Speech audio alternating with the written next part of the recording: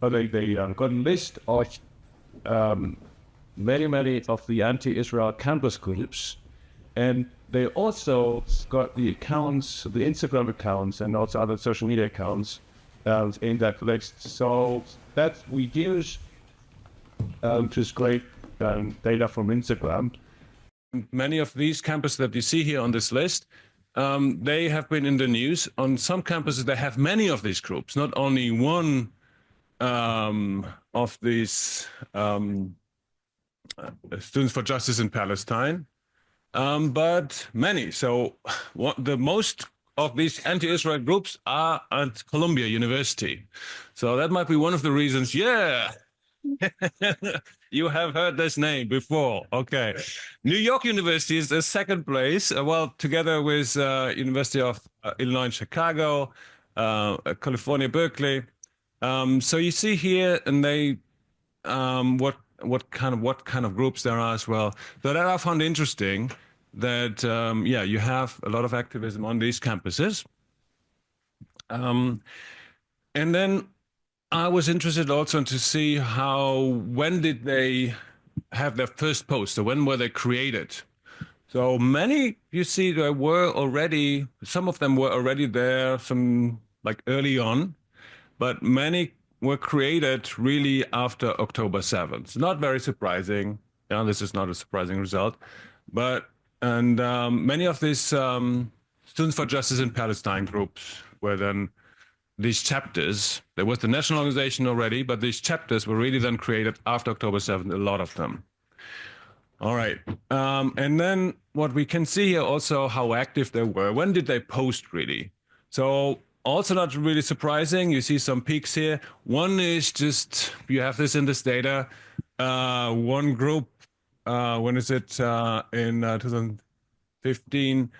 Well, they had this campaign for donation, so it's not related to anything really of what we are concerned about. And they just, I think somebody clicked 100 times, yes, you should donate now. And so we have this as a peak. But then you have other things that make sense that are related really to the Israel-Palestinian conflict. You have one campaign really that started early on. I don't know if you remember that, 21 Sheikh Yahya. There was some Palestinian families were evicted from some houses, I think 5 or something. And there was a campaign among these groups. And then there was, of course, the Gaza war, May 10th, I think, to 21, where there were like a lot of rockets were fired on Israel, then Israel responded.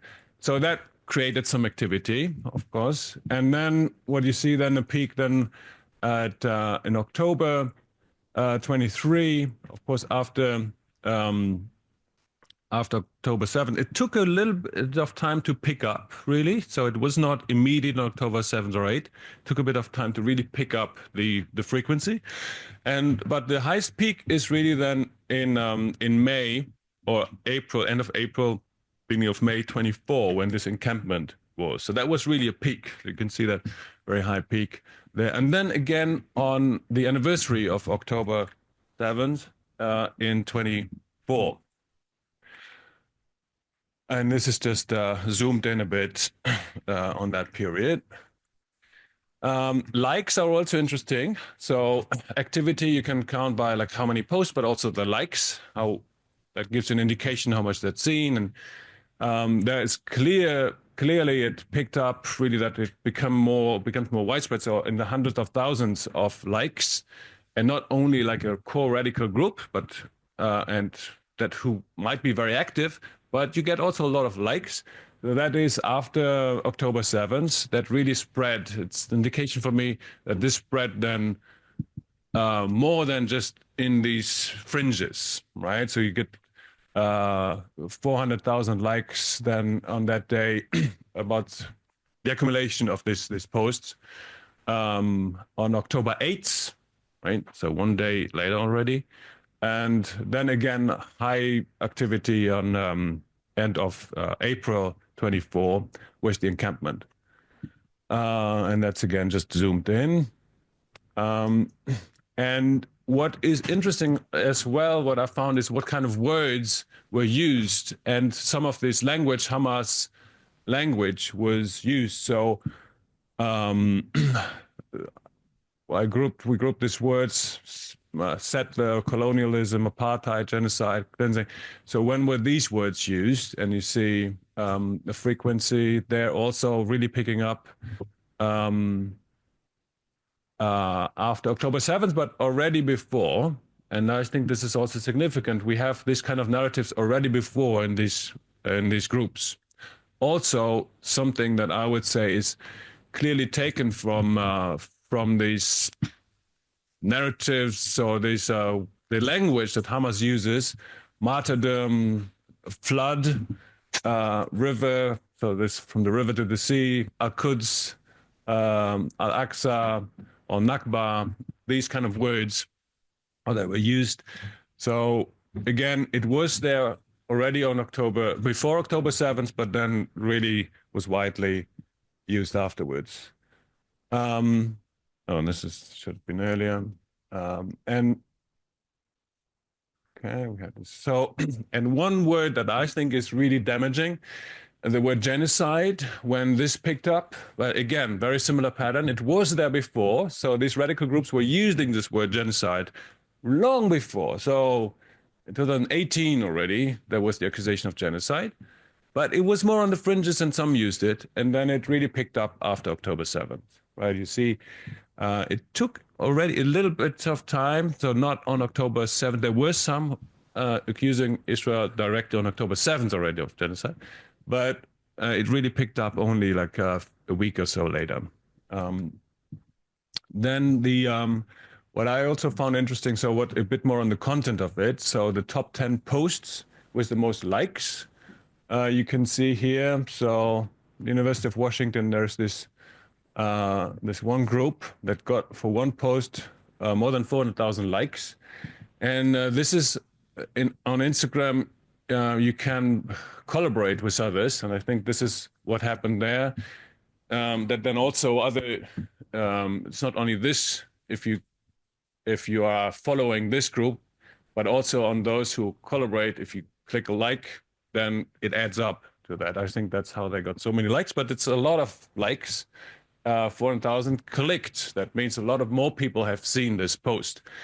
And I want to go into this post a bit more in a minute. But yeah, you see some of these posts have more than 100,000 likes. And these are individual posts who get this many likes. And I want to zoom into that one that was posted on October 7th, 8th, sorry, one day after October 7th. And that's got these over 400,000 likes. So that's the Super UW, Students United for Palestinian Equality. So there are a number of these organizations, by the way, that have this super, and then the university chapter. They have many chapters in there. So they say one day after October 7th, we uplift the right of Palestinians to resist until return. Palestine will be free within our lifetime. Read our statements here and join us today at Peter Kirk Park in unity and support Palestine. So who are these people? And one day after October 7th, this radical, I think very radical, pro-Hamas, I would read it as pro-Hamas statement.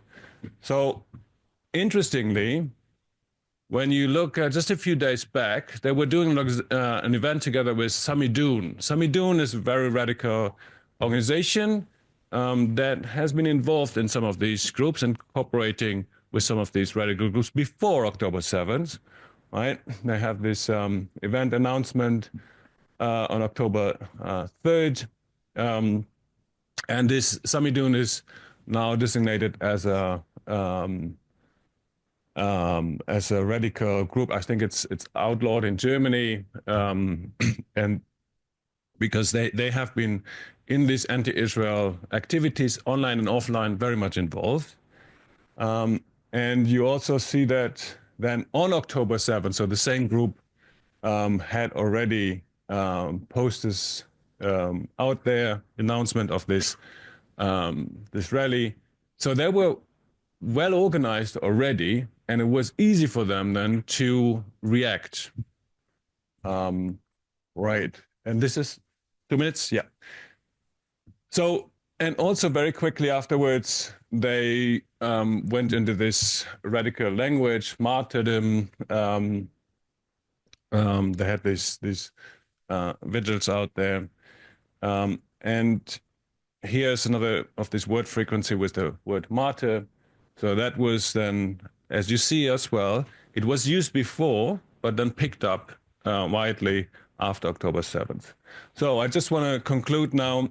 We don't have much time. So groups like this, Solidarity, Justice, Students for Justice in Palestine, they were radicalized before October 7th, but then they were able to use this to disseminate really their, I would say, propaganda, and to establish many chapters on many campuses, and inspire similar groups, and really this kind of language became very widespread through their dissemination and others. And what we would like to focus on, I would like to hear what you would be interested in. That would help us with an ongoing research project. We want to see what kind of dynamics are within the groups, who is really the leader, or there are leaders, and also what are correlations to anti-Semitic events, because there are the data is not really good, but there are some statistics about anti-Semitic events on different campuses, so correlations would be interesting. Thank you. I'm Andrew Pessin, Connecticut College, but I also work for the Allgemeiner, which is a news outlet that focuses on Jews in Israel. So you should all sign up for the free newsletter to stay informed. I am the campus bureau editor. So in that capacity, I've spent the last 9 years following the campus scene closely on these issues. And since October 7th, that's become my day job, and the philosophy job is the part-time job. If you're at all familiar with the campuses, it's been a increasingly ugly scene for a number of years. It really was horrific as of 2021. I thought it couldn't get any worse, and then October 7th came. So it's a nightmare. So maybe you shouldn't sign up for the free newsletter. Anyway, my paper's a little bit dated. I wrote it a year ago about Columbia University, the gift that keeps on giving from my perspective. So it's analyzing a particular event concerning Columbia, but I think the issues and lessons are fairly perennial, unfortunately. So I try to be sympathetic, or at least at the time I wrote this paper, to the anti-Israel activists that were roiling campuses everywhere, including Columbia, which was my graduate alma mater, perhaps the most roiled campus. I do that because of my quaint conception of the academy as a place where, in the pursuit of truth, people should freely express their opinions, but also be willing to listen to the opinions of other people. And I think about how I would act, say, during the early 1940s, when I learned that a genocide against the Jewish people was occurring and all too many people were not paying attention. Wouldn't I protest loudly, disrupt business as usual, get in the face of people who are ignoring it, or worse, in any degree complicit in it, maybe even break a few rules or laws? I hope that I would. The problem then isn't the mayhem per se. It is appropriately against the rules to take over buildings and campuses, to rally noisily and disrupt the rights of others, etc. Those behaviors must be, and were long overdue to be, punished by methods including suspension and expulsion. But if you believe a genocide is going on and it's a moral imperative to stop it, well, I get it. Do what you need to do and then accept the punishment. So in my view, the problem runs deeper, ultimately rooted in the academy itself. It's not the behaviors they're undertaking to protest the genocide they believe is occurring. It's that they believe a genocide is occurring in the first place, and even misidentified the true genocide, as we'll see later. More generally, it's that they've adopted an entire narrative that is profoundly one-sided or simplified, ignorant of history, often counter to the facts, mistaken who the good guys and the bad guys are, driven ultimately by hatred and bigotry. I'm sure I don't have to convince this audience of that. So with this in mind, a particularly revealing moment in Columbia President Shafiq, so she's now 2 presidents ago, and my prediction shortly 3 presidents ago, she testified to Congress April 17th of last year, and there was a particularly revealing moment that, in my view, didn't get enough attention afterwards. In response to Representative Ilhan Omar's question about whether the president had seen any anti-Muslim protests on campus, Shafiq answered, "We've had pro-Israeli demonstrations on campus." Omar interrupted to clarify that she was asking about anti-Muslim protests. Had Shafiq seen any Colombia protests against Arabs? No. Palestinians? No. Or, quote, against Jewish people? A protest saying we are against Jewish people? To which Shafiq's answer was again, no. So much to unpack. First, my own sense of academic integrity gives some rarely due credit to Omar for distinguishing pro-Israel from anti-Muslim above. But it also requires me to note first that her doing so was in the service, as we'll see, of something much less admirable, namely diminishing the anti-Jewish nature of the Columbia environment. I must also note that Omar's daughter, a junior at Barnard College, turned out to be a ringleader of the anti-Israel movement there and actively participated in the illegal occupation of the Columbia Quad. And in fact, she was suspended the next day for violating campus rules. That Omar didn't disclose this massive conflict of interest nor recuse herself from the hearings is almost as shocking as the fact that no one seemed to care. But more importantly, there's President Shafiq. Her first thought on hearing anti-Muslim was pro-Israel.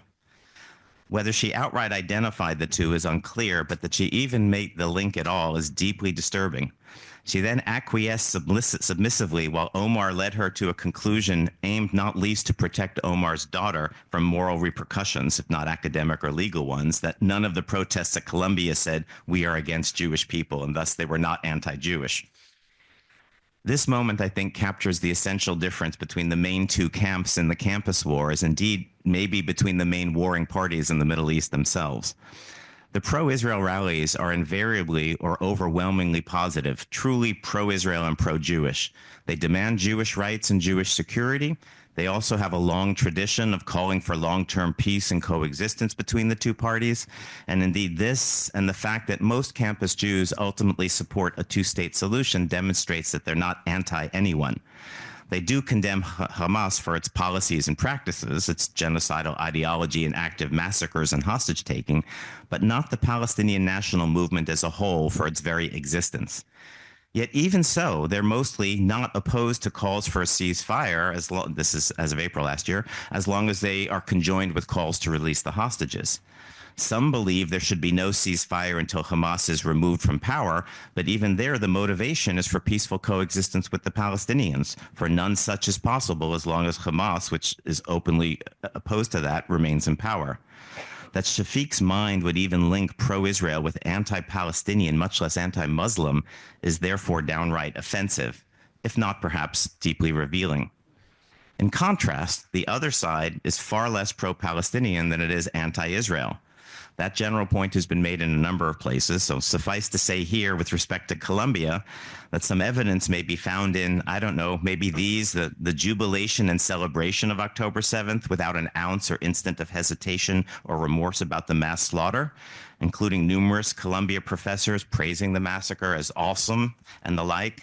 The months of mass rallies and campus events openly supporting Hamas, not even hiding it, and other internationally prescribed terrorist groups famous for murdering Jews everywhere, including a workshop on Resistance 101 featuring lessons from a member of the PFLP, the dozens of incidents of bullying, harassment, assault of Jewish students, etc. You get the idea.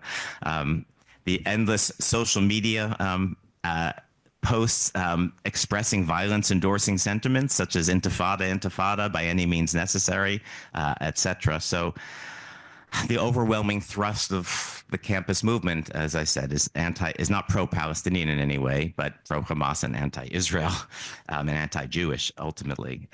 Indeed, in recent days, as of the writing of this paper, there were Columbia affiliates not just openly endorsing Hamas, but identifying themselves with it.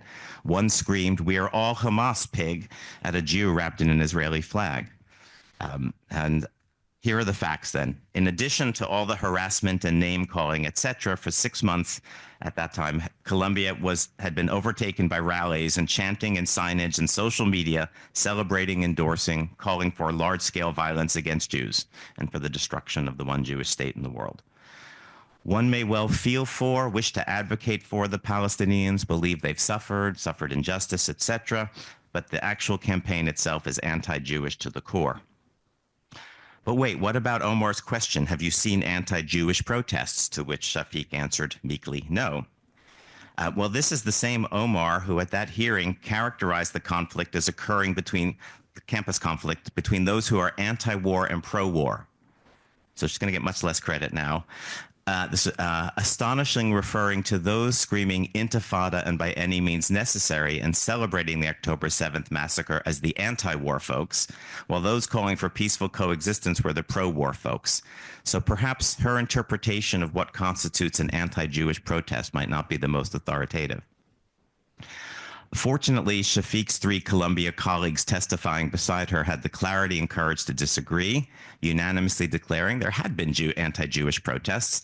That wasn't quite enough to persuade Shafiq either, so Representative Stefanik most helpfully pointed out that some of the rally chants included, quote, "Fuck the Jews, death to Jews, fuck Israel, no safe space for the Zionist state, and Jews out." To which she added, helpfully, "You don't think those are anti-Jewish?" Yet Shafiq still hesitated, trying to make a truly Talmudic distinction between an anti-Jewish protest and a protest at which anti-Jewish things were said, or we might say screamed. Rabbi Akiva surely would be proud, but then maybe even prouder of Representative Stefanik, whose forceful clarity finally brought even the Columbia president, after 6 months of open support for Jewish genocide on her campus, to admit that maybe there had been anti-Jewish protests after all. We know what is happening here. They're trying to say it's all anti-Zionist, not anti-Jewish. And sometimes they succeed in keeping those masks on, unlike the times just mentioned above when the mask slips off. But the fact of the matter is the anti-Zionism they are endorsing is a campaign to prevent Jewish people from advocating for Jewish rights and security, to silence and exclude Jews unless they renounce Jewish rights and security. To be anti-Zionist is to be anti-Jew. And even if they were merely anti-Zionist, that too is the main point. The movement is not pro-Palestinian. It's not pro-anything, but except Hamas, but anti-Israel, and surely anti-Jew. Clearly, Shafiq should not have linked anti-Muslim with pro-Israel, but the reverse, pro-Palestinian with anti-Jew. Anti-Israel, anti-Jew, and thus anti-peace. They seek to destroy Israel and the Jews who live there. So Columbia has thus been experiencing and accommodating anti-Jewish activism on a daily basis since October 7th. That was as of last April. Much of it continued into the current year, obviously. One more telling moment. There are oh so many, and I find this one particularly gripping to make this general point, not about Columbia, but more generally about the pro-Palestinian movement. Shortly after October 7th, the audio was released of one of the Hamas men calling his parents on October 7th itself in the home of a Jewish family he had just murdered, using the phone of the Jewish woman he had just murdered to brag about his achievements. I'm sure most of you are familiar with this conversation, but I think it's important to remember it and to disseminate it. People need to see this because it captures the essence. The abbreviated conversation went like this. A terrorist: "Hello, Dad. Open your WhatsApp right now and see all the killed. Look at how many I killed with my own hands. Your son killed Jews. Father: Allah Akbar. May God protect you." Terrorist: "I'm talking to you from the phone of a Jew. I killed her and her husband. I killed 10 with my own hands. Allah Akbar. I killed 10 with my own bare hands. Their blood is on my hands. Let me talk to Mom." Mother: "Oh, my son, may God protect you." Terrorist: "I killed 10 all by myself, Mother. Mother, your son is a hero." I remember coming to my parents as a young man, excited to share my achievements in sports or my good grades in school. This young man was so proud of himself, sought and received his parents' praise for killing Jews with his own hands, 10 of them. Look and see. That is what the anti-Israel, anti-Jewish Columbia community supports when they proclaim, "We are all Hamas, 10,000 more October 7th, another quote. They support the genocide of the Jews, not in the abstract, but in the flesh and the blood. I began above by saying I understand when people feel the need to protest and disrupt and maybe even break some rules to stop a genocide. But these folks are protesting and disrupting and breaking rules in order to perpetrate a genocide. These anti-war folks, as Omar would have it. The world is upside down, and it's long past time to right it. Also, I'll stop there. Thank you. Yeah, just a minute ago. Okay, so unlike, so I'm Parala Matusov, a PhD student at Brock University, and I studied the psycholinguistics of contemporary anti-Semitism in academia. The psycholinguistics are the tools that I'm using to try to uncover what is going on. So unlike, hold on, can you hear me well? Unlike what's going on in most of the more famous universities, I'm sure many of you have heard of Brock. Not too much, because it's not such a famous or big university. So we don't have like a lot of encampments and protests.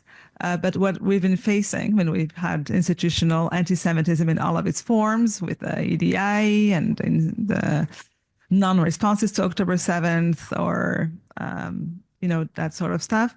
But what we've had mostly, you can turn. Yeah, we made national news in Canada for one of our infamous professor, Professor Tamari Kitosa, a sociology professor, who posted a whole bunch of posts on his blog posts between August of 2023 and May 2024, 6 in total. And he, yeah, you can take picture. I mean, if this scares you, the title, you have, don't read the posts. They're pretty unpleasant. So he's made those news. And what was interesting is that the university and many in the academic community did weigh in, and still, even though his language was not so coded, they said, oh, but it is not anti-Semitism. It is just criticism of Israel. And what was mind-blowing is that you can really call Jews satanic and demonic in writing, and still this does not fit into hate speech or anti-Semitism.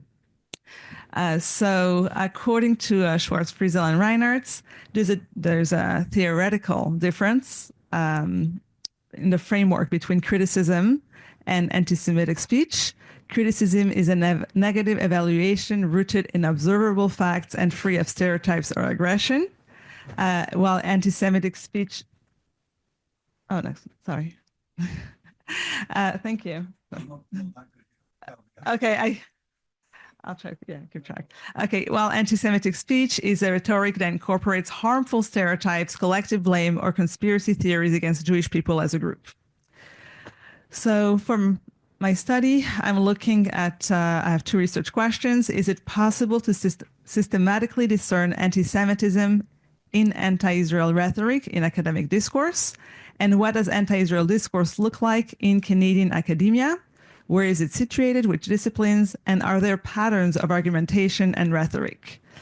So I'm heavily relying on Matthias Becker and all decoding anti-Semitism frameworks as a test, to look at diagnostic tools. But I want to, he's mainly using it in media studies. And I am interested to see, also the research, Daniel is doing, and you guys are doing it a lot, on media discourse. Can we apply those into academic discourse? It's not, there's, yeah, oh, that's fine. No, good. And another objective that I have is to do a preliminary mapping of anti-Semitic discourse in Canadian academia. What we're seeing is, a lot of the anti-Semitism on campus, fuels society. It comes from academia, but is it just like students and Student Justice for Palestine that are fueling it? Or is there something deeper happening in the knowledge, the education, and the discourse that is going on? So this is what I'm looking at. You can change. No, this is good. Oh, this is good. You're good. Yeah.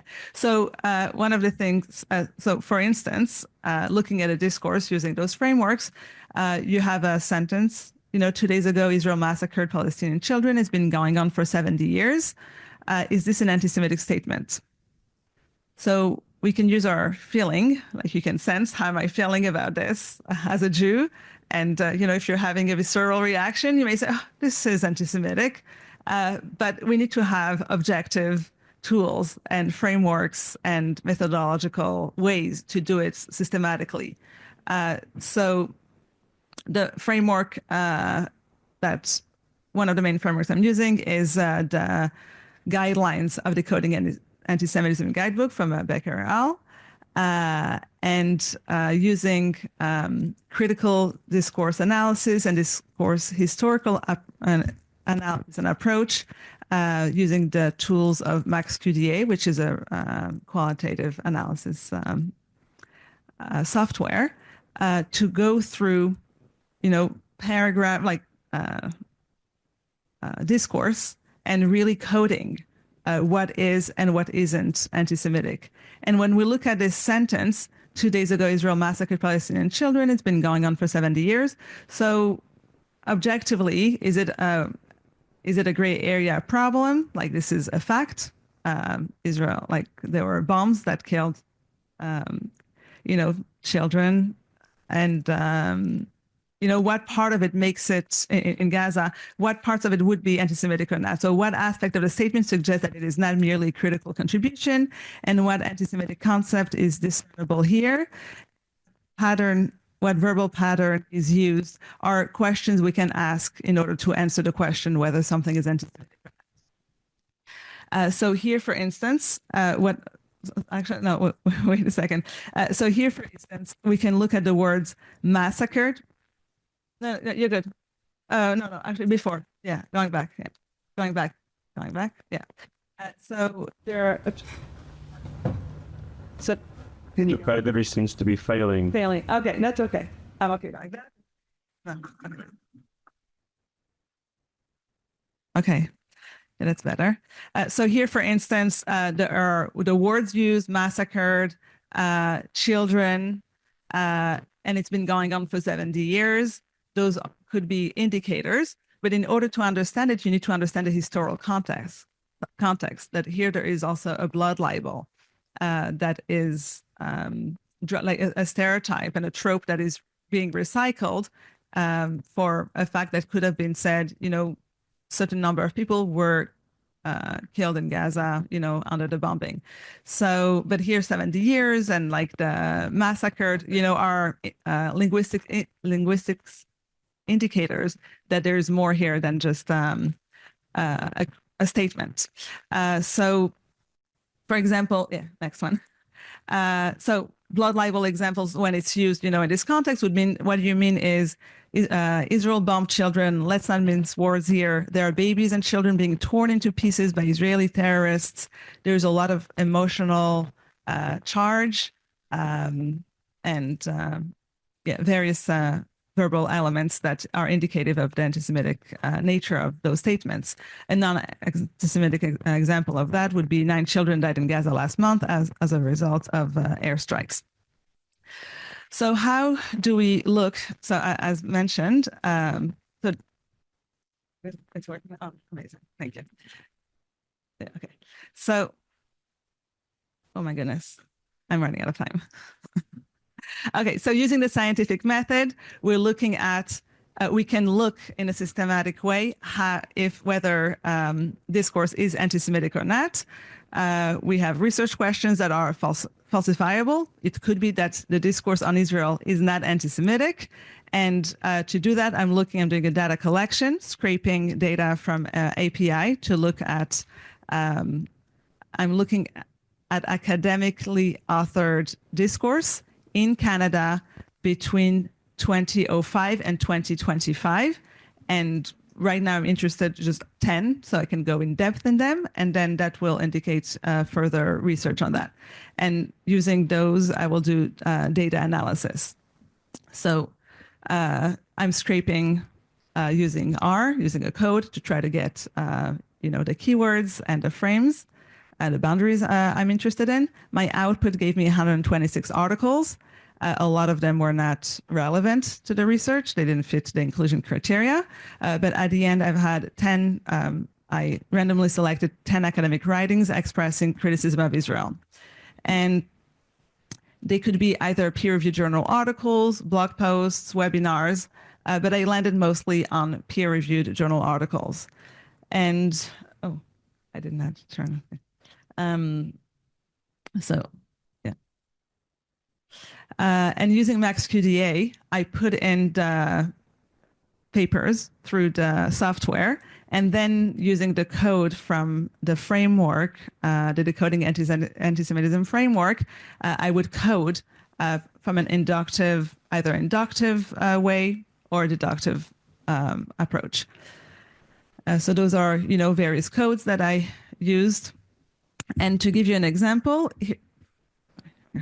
So here, this is from the article from the Professor Kitosa. He wrote, this is one of many, Zionists may not agree with Norman Finkelstein that the celebration of blood lost not only by Israel's government and military leaders, but also Israeli Jews, makes Israeli society a satanic and lunatic society. So here, again, we use coding with those different frameworks.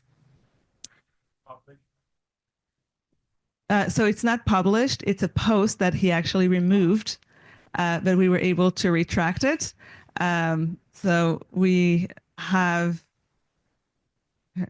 a paper in that's been accepted in the Journal of Contemporary Anti-Semitism with Dr. Nelson, and I co-authored. That is looking. We retrieved all of them, and we wrote something on it. So this one will be published, but this one is, it was actually rejected from publication.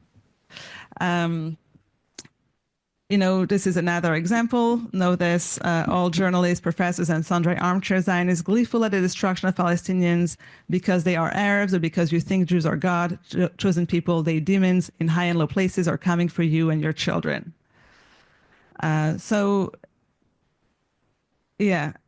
He still teaches there. He's the graduate program director.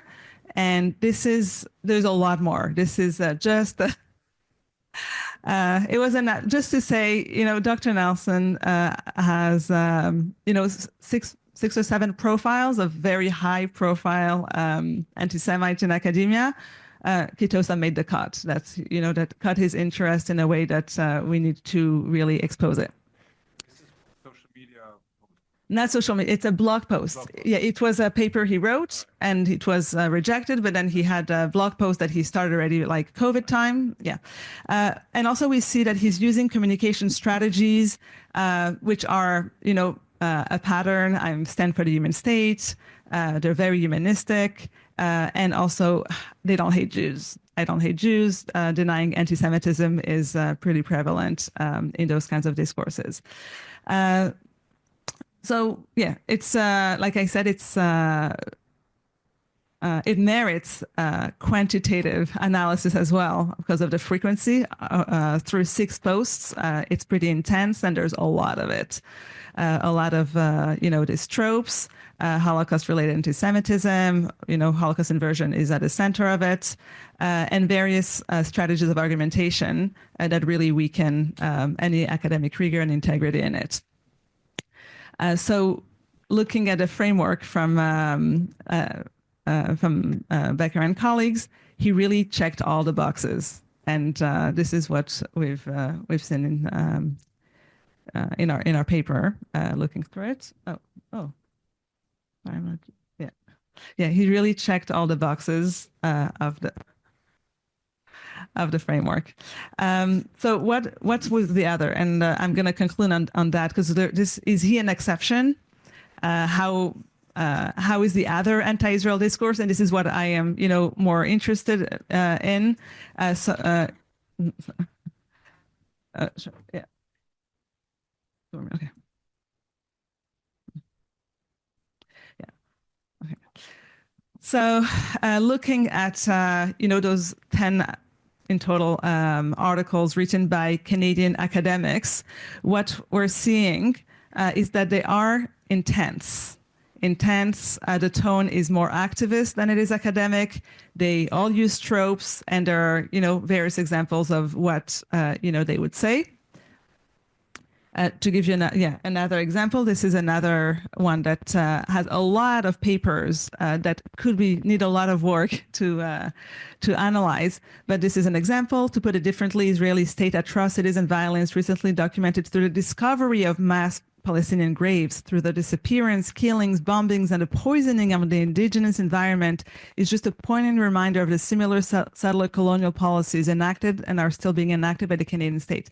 This delusional analogy with Canadian Indigenous people, the imagination is just beyond. And another thing like I'm seeing through these papers, there are no citations. There's almost no references. Whenever they tell their stories, a rewriting of history, there's very little references. Another example is another Canadian academic talks a lot about how Zionism is anti-Black racism. The settler, colonial state built through the connected structures of anti-Black racism and indigenous genocide seeks the perpetual death of Palestinian life. So here, those are things that, you use the decoding frameworks and you can see that it is anti-Semitic. I'm going to conclude with this. So these are the patterns that are really emerging. Patterns that are really emerging through those papers is that they are ahistorical. They are more ideology-based than data, empirically, or citation basis. And whenever they use resources, it's more activist resources and recycling their echo chamber. Some of them, like Abdo, actually cites herself a lot. This is her self-citing. The intensity is very emotional.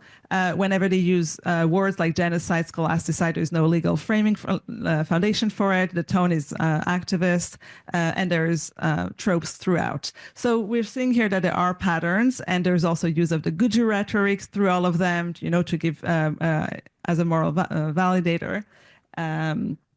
And what's important, and going, from here, is to look that it's very important to look at these to see where the source is coming from, like how we're feeding academia, what is being fed, and what the students are also learning, and what's being legitimized. You cannot have a president say, "Oh, this is anti-Semitic," when there's academic freedom and there is all these papers, published papers, saying the same thing. Like that gender is a genocide, even though there is no sources. So it's part of our job, I feel, in academia, is to challenge. It's a search for truth. So we need to challenge if something is not right. We have to contest it, challenge it through academic writing, and that is also a form of resistance. And there's a lot more work that needs to be done in the area by mapping in a discipline and looking also at other forms of academic discourse, webinars, etc. Will be from Daphne Desser, University of Hawaii. My topic is anti-Semitism as a dimension of organizational culture, an analysis of celebrations of October 7th on campus. And it begins with celebrations on campus all the way up through a Title VI complaint and an investigation by the Trump administration as being one of the 60 universities to be under investigation. And then I'll close by telling you how that went. So you'll see on this celebratory image here, you'll see this on the introductory slide, was posted on October 8th by a full professor in my department, just setting the tone for our university. And her department page reads that she's a member of the USACB, the Academic Boycott of Israel, serves on the Institute for the Critical Study of Zionism, which you may or may not be familiar with, part of the faculty and staff for Justice in Palestine. So part of our unique situation is we have a very active faculty for Justice in Palestine as opposed to students for Justice in Palestine, co-founded the Hawaii Coalition for Justice in Palestine, the Jewish Voice for Peace, et cetera, et cetera. She is Jewish. This is what was posted on October 8th prior to Israel's response as a well-prepared, well-funded, coordinated PR campaign. Number one, this is possibly the largest ever Palestinian liberation operation in modern history. Never before have Palestinians succeeded in taking back so much of their land and breaking and breaking out of the segregated ghettos in which Israel has concentrated them. Number two, this was not an attack, it was a response.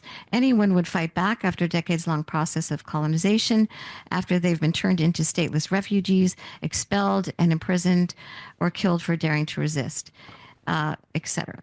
So,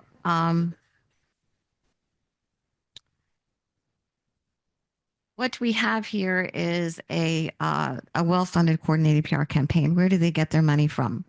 Westpac. So UH is one of the 12 U.S. universities with a Faculty for Justice in Palestine chapter. It's a new initiative of this CBI, which you may be familiar with, which aims for a national federation, which would formalize faculty mentoring of SHP-affiliated students, organize anti-Israel teach-ins and other actions, promote BDS. Student activists are trained at the Connie Hogarth Center for Social Action in Manhattanville College. They're farmed out across America. It's well-organized, well-financed machine, fiscally sponsored by Westpac, which you can look up on the NGO Monitor, receives funding from Crunchbase, which is an IA company, the Sparkbug Foundation, and ICER Mediation. The main donor to Crunchbase is elusive MIT-trained investor Alex Loslovich. All of this is available on NGO Monitor.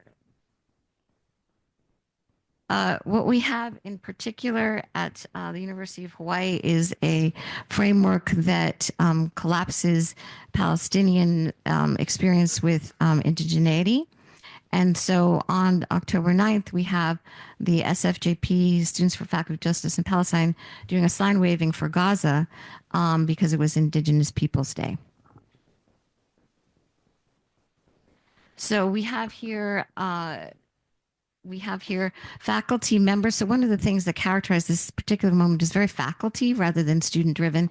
UH faculty members from the Departments of English, Department of Ethnic Studies, Indigenous Politics Program of the Political Science Department, and the Dean of the Hawaiian School of Knowledge all stand in support of the attack by Hamas. No university condemnation of the attack and no commemoration of the victims. Then we also have the response to students and community members to the lack of sympathy expressed for the victims of October 7th. They're mocked for being quote unquote Zionist being the worst possible thing you could possibly be. Note to the trolls on this page, you keep right on commenting. You clearly illustrate the ethos of those supporting a Zionist state. Now, in contrast, I have here an email from Leonard Sachs, who's here as their chair, that I received as a member of this because I worked with Brandeis one summer. And so what we're experiencing over in the Jewish community is something entirely different. Ilan and his spouse, a symphony for the devastating loss of their daughter, their son-in-law Shlomi, the incomprehensible loss, and puts in perspective our academic understanding of conflict. And so all of this is happening at the same time. So while my colleagues are out there celebrating, they've got their kids, they've got their dogs, it's a beautiful day in Hawaii. Within the Jewish community, we are suffering. And we know people who've been killed, who've been murdered. We know young women have been raped, babies have been kidnapped, etc. And there's an incredible gap in what we're experiencing and what the university is allowing us to express. We get this from a student who talks about her experience as a Black American Jew and member of the Black community, the Jewish community. And she talks about how on October 10th, just 3 days after the horrific terroristic attacks in Israel by Hamas, Black Student Association posts an informative infographic explaining the Israeli-Palestinian conflict. And in that, they talk about their support of Gaza, promoting a walk out in support of Gaza, call Jewish protesters who are protesting for the return of their loved ones and are currently being held hostage as anti-life protesters. When she expressed, this Black American Jewish student, when I expressed that times are hard right now and that I'm grieving the murder of a community member, they responded with, Gaza is difficult right now. Never once did they say the words Israel. Never once did they acknowledge that I'm a Jew. As a Black Jew, I'm scared to have my identity known in this community, as I feel I'm at risk of being targeted to my ethnicity, religion, family background. Also, despite being a community member, I do not have a room to speak within this community without being at risk of experiencing anti-Semitism. There's an email that was sent to us on October 29th. Then, not surprisingly, we then have a bit of a reaction from some of the Jewish and Israeli students on campus, and they attend a Palestinian speaker's talk. And what happens is that there are two people, that's all, characterized now as a group of men, the flag of Israel. They're characterized as having verbally harassed the attendees. And then the characterization is that a circle of women linked arms surrounded the intruders. The characterization, this is from the department chair, was deeply distressing. And that even those of you who may not who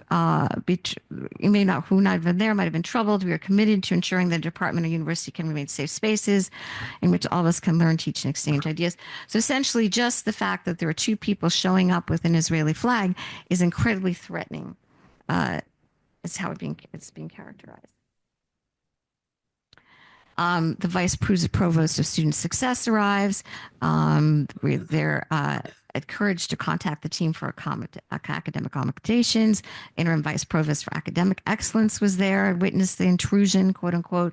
And then it said, please also take care of yourselves and each other. Experiences like this, disturbing as they are, reinforce the need to nurture and strengthen the bonds that hold our community together.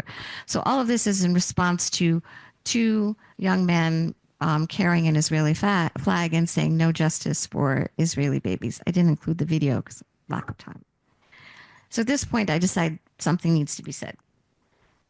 So I write the following email. Dear Chair of my department, I would like to present my perspective on the attacks by Hamas on Israel during our next department meeting as someone whose mother was born there, and as someone whose father died there just last year, and as someone whose extended family members must contend with brutal losses inflicted upon them. This perspective has not been acknowledged by the department, and in fact, at least one faculty member has gone so far as to celebrate this extremely painful moment on our social media account. I may not be the best person for this job, but there's no one else to do it, and I feel it would be a dishonor to those lives lost and to those who continue to suffer if I did not at least attempt to speak on their behalf. Could I have a few minutes to speak this? So that's an email I sent to my chair on October 26th. This request was denied.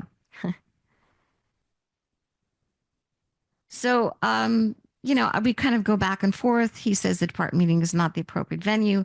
I say you sent out this email to everyone, the alumni, the graduate students. You've made it official department business. So, and there's no other time when we all can meet. So we go a little bit of back and forth, but essentially I'm not given the opportunity to give my point of view. We can see where this all ends up. It ends up with a Title VI complaint.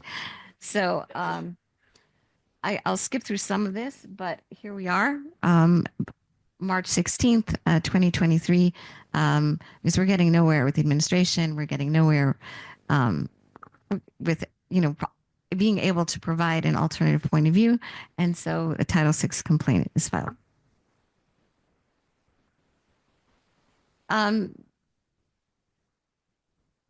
see. Okay. Sorry, I have to move on to this part.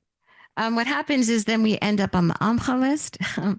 And so as being in an extreme situation, 36 faculty boycotters, we have an FJP, we have FJP events and statements, we have departments with statements, etc. And then we end up on the U.S. Department's of Education's Office for Civil Rights, because there are 60 universities that are under investigation for anti-Semitic discrimination. So this is under the Trump administration. And there we are, we're number 46. How does this end? The governor, who is Jewish, decides he's going to step in. And he says that there's no anti-Semitism on campus to be worried about. He says, I was on the phone to the White House dealing with UH funding at about 4:30 a.m. on March 11th. I spoke with high-level administration officials, including the Deputy Chief of Staff for the White House and Director of Intergovernmental Affairs. I explained while there was a little on-campus conflict during the recent war in Gaza, it paled in comparison to what's gone on at other universities. We're not an institution that is anti-Semitic. We're giving them a letter to fortify our position, but they assured me the University of Hawaii is not on the chopping block for anti-Semitism. I couldn't stand by and allow a misunderstanding for the government to use civil rights investigations as a tool to undermine our students' future. The University of Hawaii is a pillar of opportunity for our local students, and I'll always fight to protect access to higher education. So I think that's how this narrative played out at the University of Hawaii at Manoa. And I think, the extent to which we were silenced, the extent to which our perspective was not acknowledged, the extent to which our faculty and administration sort of cooperation with BDS and FJP from mid-level management, so the chairs, to upper dean level, to even at the provost level, to hit all the way to a civil rights complaint, and then have the Jewish governor of our state say, there's really nothing to see here, I think really demonstrates the very complicated nature of what we're trying to accomplish. And it also demonstrates the ways in which the Jewish community is not at all solidified or coherent in its response. So we have a very complicated game to play here, and I don't foresee that it's going to be easy as we look over the next decade or so, next 20 years, how we're going to try to intervene in these discourses.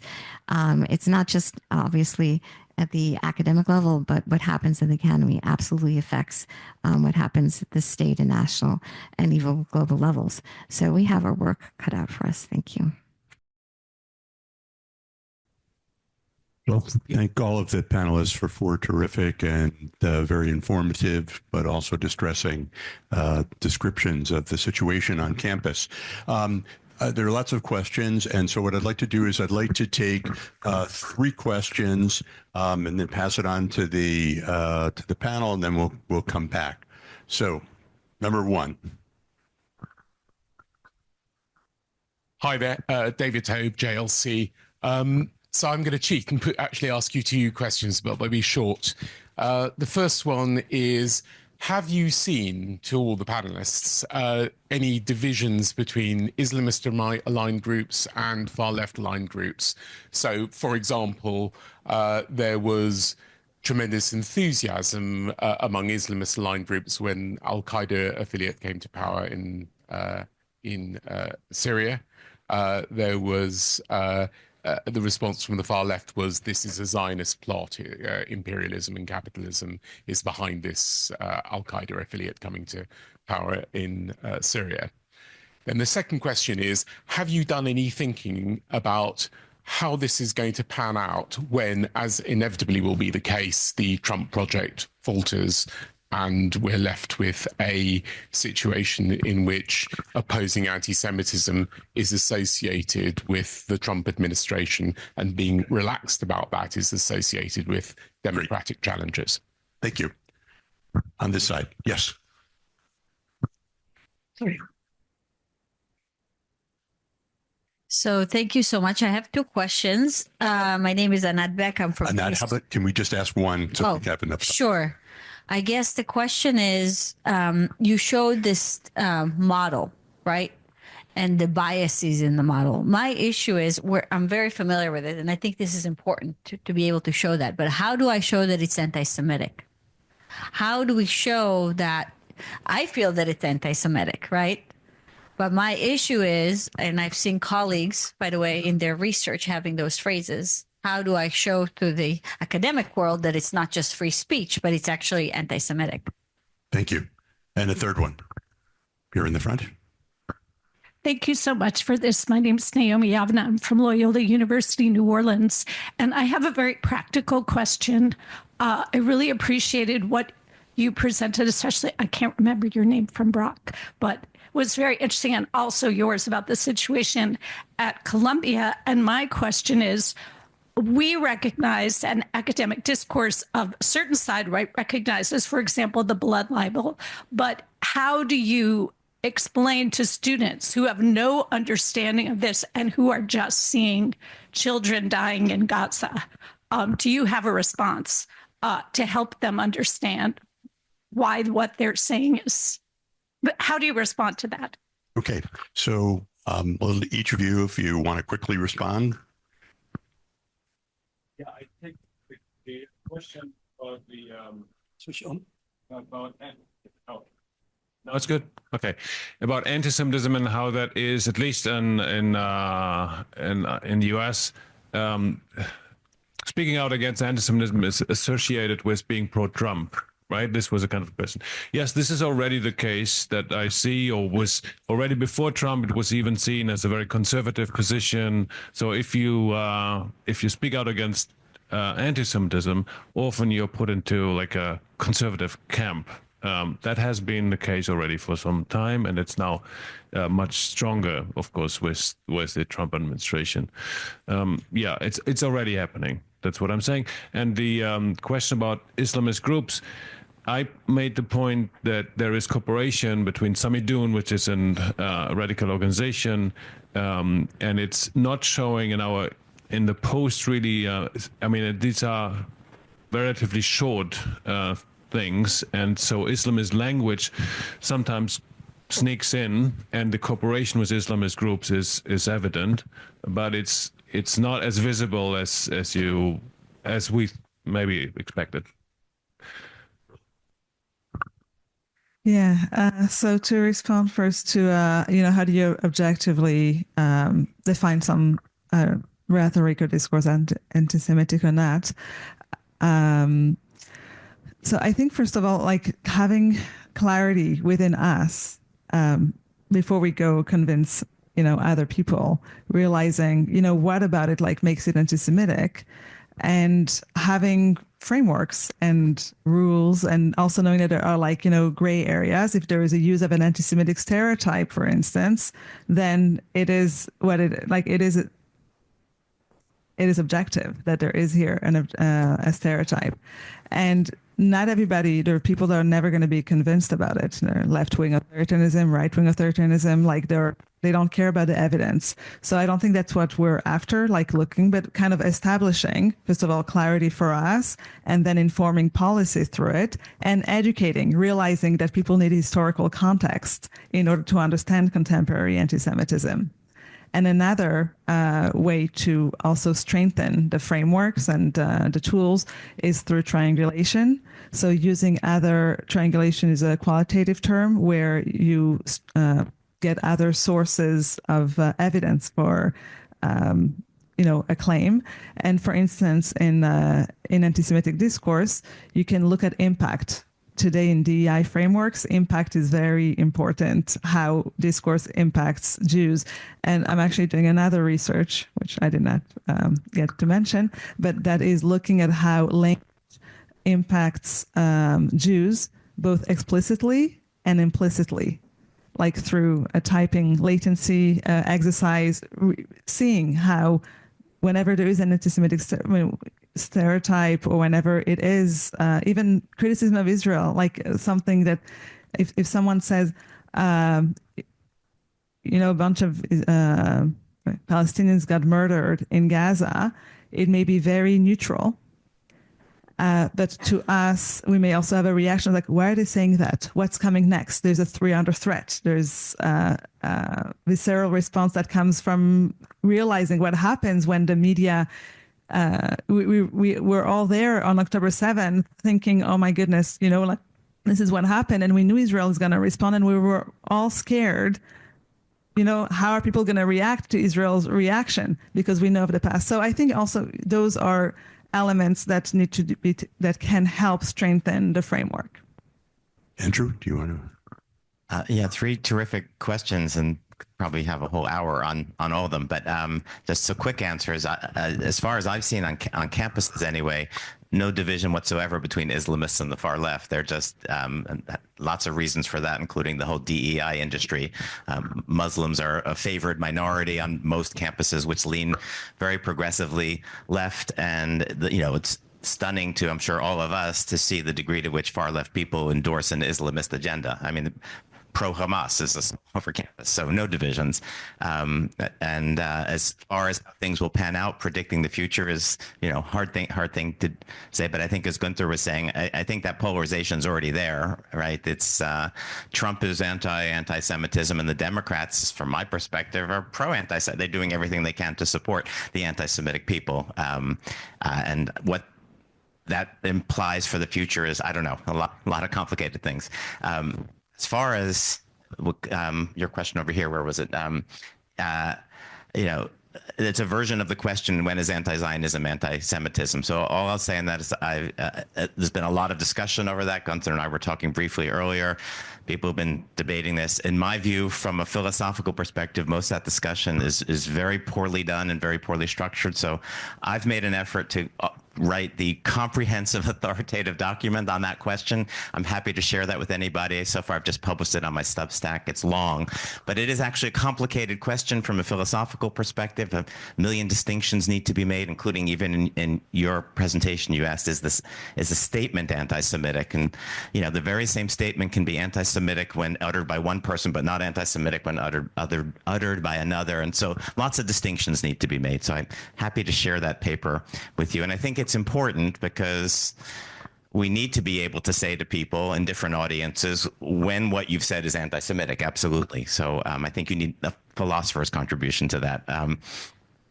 And then as far as the practical question, you're getting at something really deep, which is the other side is primarily driven by emotion and they operate by invoking emotion. And then we Jews come back with all of our arguments, you know, here's 10 reasons why we're not evil. But, you know, looking at a picture of destroyed Gaza is that they're not going to listen to you at that moment. So as a philosopher, I don't have practical advice.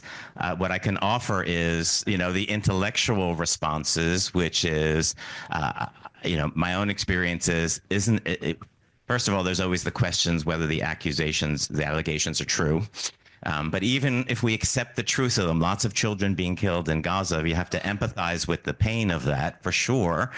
And then raise the questions, well, why is this happening and who's ultimately responsible for it? And I don't know that you'll convince anybody who's just driven by the pain of dead children and these images that sometimes come out.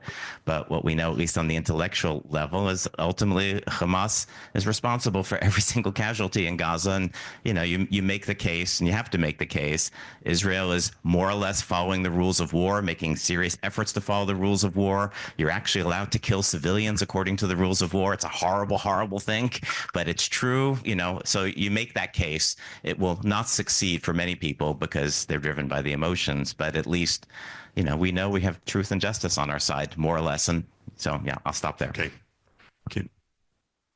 I think we have to bring an academic environment to the conversation. What's happened is that we have activist professors creating an activist environment, and then they get a reaction to that. And we obviously in the academy stand for something else. And, you know, we stand for a certain kind of intellectual inquiry and a kind of approach to topics of history and culture and politics and more that distinguishes us from activist circles. And when that got collapsed, most of us who have academic training were left not know how to respond. And so that's part of the problem that I see. But the solution is relatively simple. We stand by our academic identities and our academic mission. And we point out that activism belongs elsewhere. We're not a political football. Anti-Semitism is a political football. Israel isn't. The Jewish people aren't. And whether it comes from the left or the right, we should resist that because that's not our mission. And you want to do something else, go out on the streets and become an activist on either side. But that's not what the academic life and academic inquiry is about. And so we have to stand for what our unique contributions are, what we are trained to do, and resist pressures from all sides of the political spectrum to be their sort of puppets in whatever machinations they have, because that's not what we're meant to do. The term anti-Semitism, as you all probably all know, is itself, a term that comes from a German Nazi historical situation where the Jews began to get political rights, and they could no longer discriminate against us based on religion, so they wanted to sound more scientific. So they created the Semitic people, which doesn't exist. So even the anti-Semitism, the term itself, is historically situated within a very anti-Jewish framework. We shouldn't even be using that term. How many people know that on either the left or the right? How many of our students know that? So our job is to educate in historically responsible ways according to the disciplines in which we've been trained. It's really that simple. And anyone who tries us to get to do anything different, tell them to go do it on their own time, not in the academy. Yes. Yes, we need more teaching about Wilhelm Marr. Anyway, two questions back in the back of the room. Yeah. So thank you, everyone. Wait, could you just, yes, sure. So thank you. It was And if very, we can keep it brief so we can get as much on the table as very possible. interesting, and it will really help my research and researching the impact of all of that on young American Jews on campuses. Everything you described here was there before. It came up in my research. I'm wondering what's your thought on the late response on from Jewish organizations and I don't know, academia people to address this issue, and what do you think they need to do together from now on? Thank you. Just then, give it to the woman. I have to say this was an amazing panel. All the presentations were very, not just well done, but also very useful.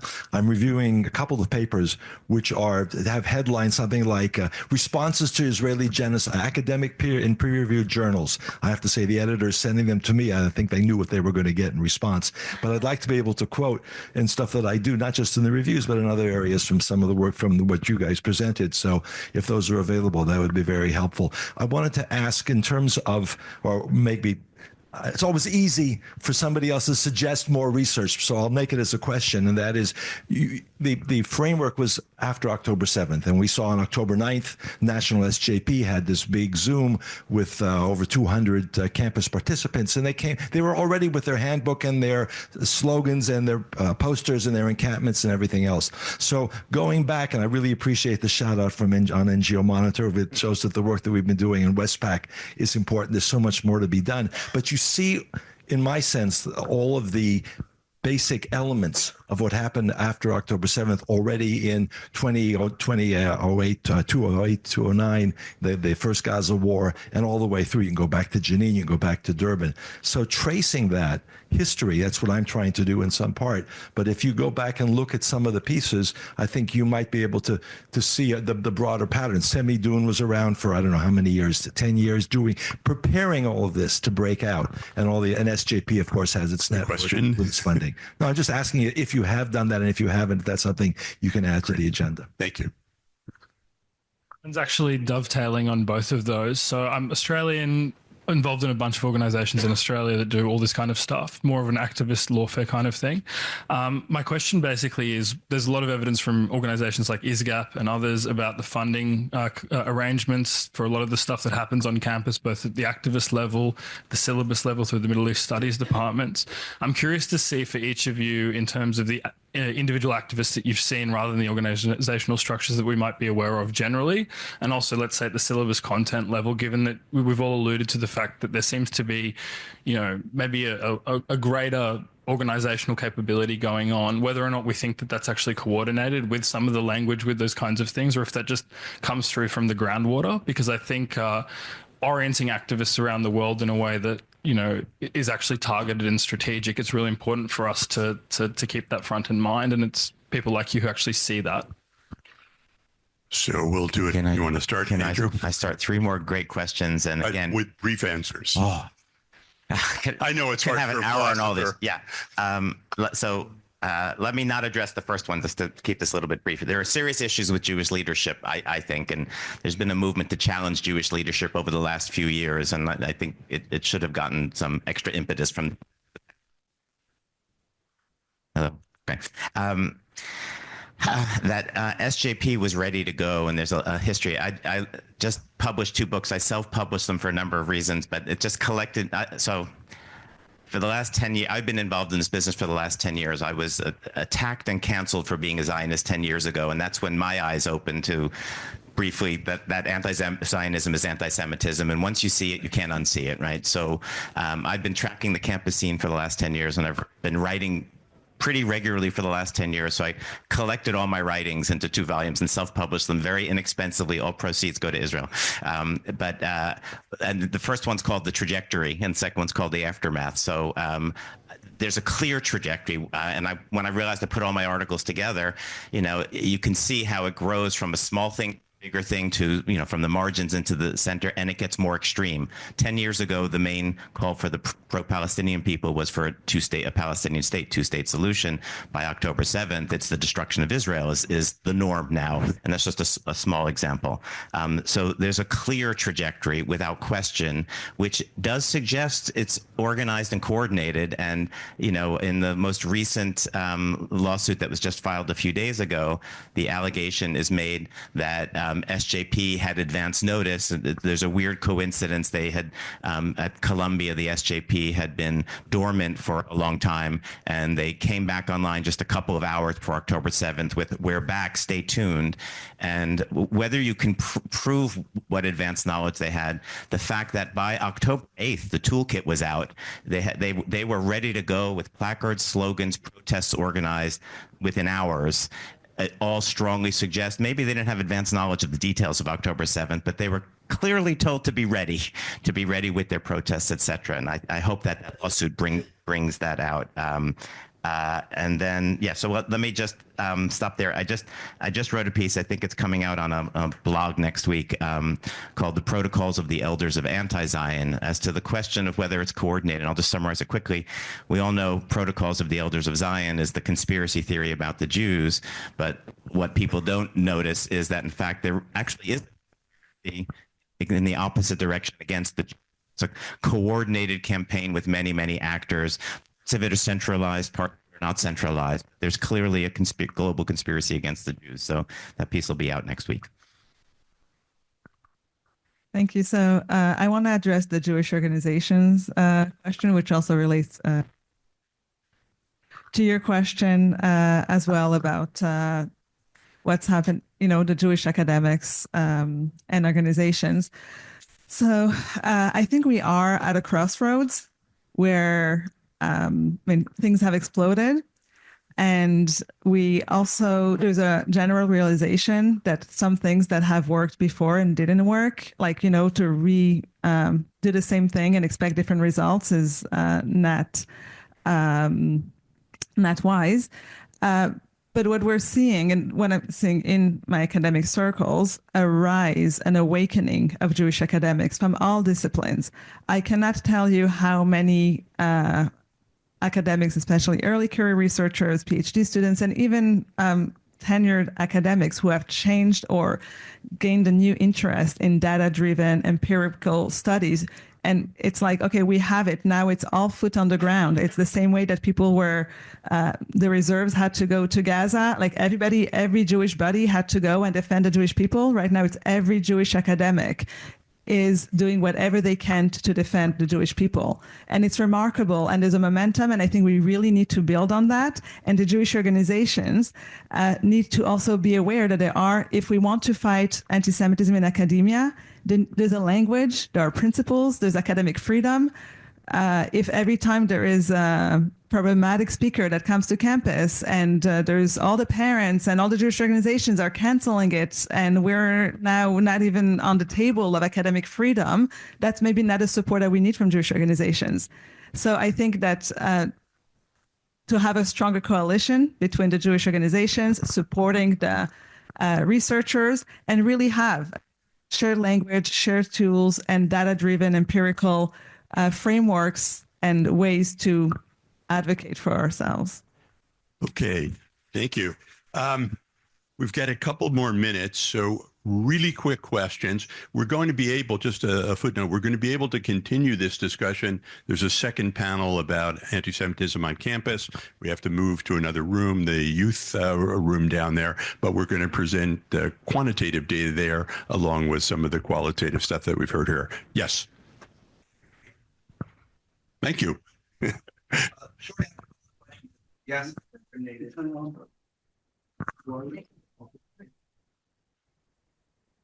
Testing. Okay. Hi, Ari, Sociology, University of Edinburgh.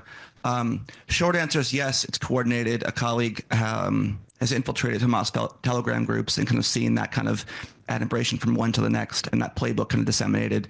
We saw this with the flyers, kind of using the same templates, a lot of burner emails with fake domain names. So there is evidence for it. It just needs to be established. And Gunther, I'd love to kind of talk with you more about this because we don't have the resources to really kind of build this out systematically. Great. Others? Yeah. No. Well, let's.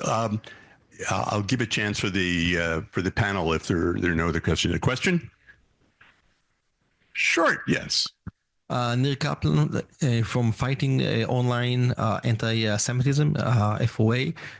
My question for you is, what is wrong? Why don't you use the definition of anti-Semitism by IHRA? Do we have a day? No. Okay. Can I? So about this coordination stuff. So yes, I think we are about to get more evidence on that, and there has been already published evidence for strong coordination, but I think it's worse than that, because it's not only coordinated fringe groups or radical groups that have been coordinating for a long time, but the fact that, and the danger is, I mean, when Daphne presented what's happening in Hawaii, I said, well, did Stephen King write something about Hawaii? It's really the worst case scenario is then if the majority buys into this narrative. So, and that is not really directly coordinated.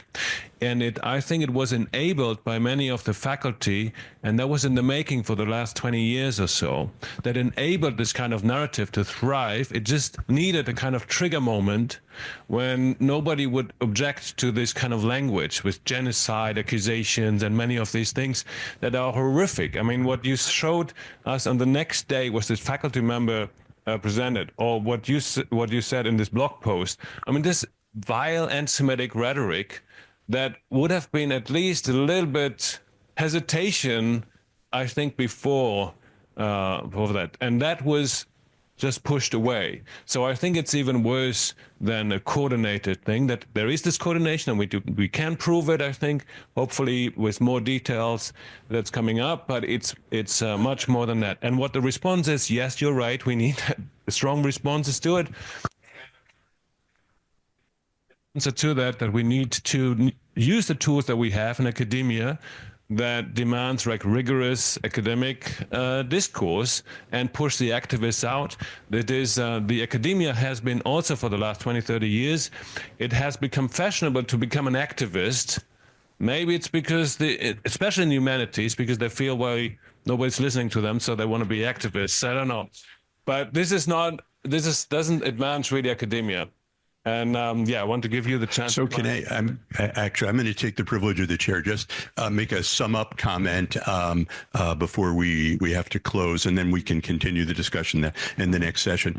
Two things. One, about the history of this and the coordination.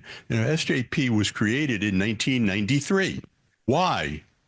Oslo. It was the reaction Oslo. They had been in preparation for October 8th for more than 30 years. Also, and I think earlier you mentioned this, and it goes to the definitional issues. We've gotten caught up in, is it IRA, is it Nexus, is it JDA, and so on. Those are the formal definitions. That's a top-down way of defining anti-Semitism. And in fact, with every other area of prejudice, we use bottom-up definitions. What is the experience of the target of the prejudice? And that's what I think we need to do to help reform this. And we have the academic tools to do that. So first of all, thank you, all of you, for the panelists, for wonderful presentations. Thank you for wonderful questions. And let's continue the work together.